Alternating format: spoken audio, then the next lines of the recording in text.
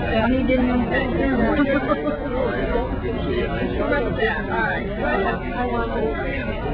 Oh my God, if I don't get her with the shaking my hand.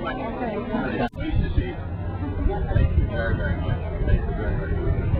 Good to see you. Great to see you. I know, good to see you. Glad to see you. Thank you very much. Example of being able to use the tremendous resources that our city has through the leadership of Senator Kennedy, through the leadership and support as well as Congressman Frank, to exemplify why New Bedford is a much different place than simply a urban area of 100,000 people like others throughout the country. We have this sameness throughout the United States. Each day, people are striving to make everything the same. In New Bedford, though, we are priding ourselves on our differences, our diversity, our wonderful community that we have throughout our city. And now, in addition to that, over the last 10 years, as a result of the National Park, where we have a living historic district, that each and every day adds new components to it. Each and every day adds a reason to come to New Bedford for tourism, a reason to come to New Bedford for educational purposes, a living historic district, a working waterfront. It differentiates us greatly from other places on the map. Living historic district. So much. Thank you for your leadership here in New Bedford. Thank you for representing an extraordinary service. The Park Service really is one of the jewels in our country.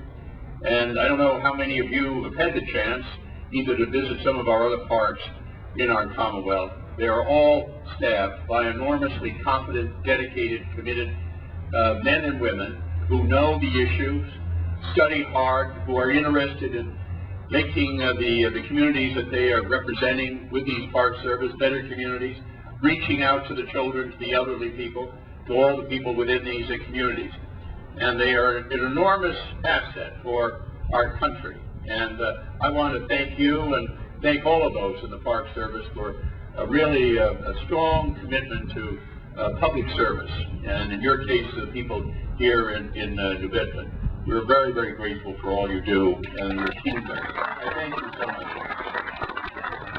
I thank Anne Bringle, who is the president of the Whaling Museum. I have a very short television program, and you're not seeing it now during the election period, but Anne was on talking about a lot of the assets here in the Whaling Museum and the outreach programs that the Whaling Museum is involved in. I think those who know the history of this magnificent community know that its sailors went all the way up through the Alaska, past Point Barrow, Alaska, went out through Hawaii, the far Pacific, and through a very incredible, ingenious way, the Whaling Museum, working with the schools, has an educational program which is available to the students here in New Bedford, tying in to things that are happening up in Alaska and also to Hawaii, with good communications and good exchanges. I will tell you that this Whaling Museum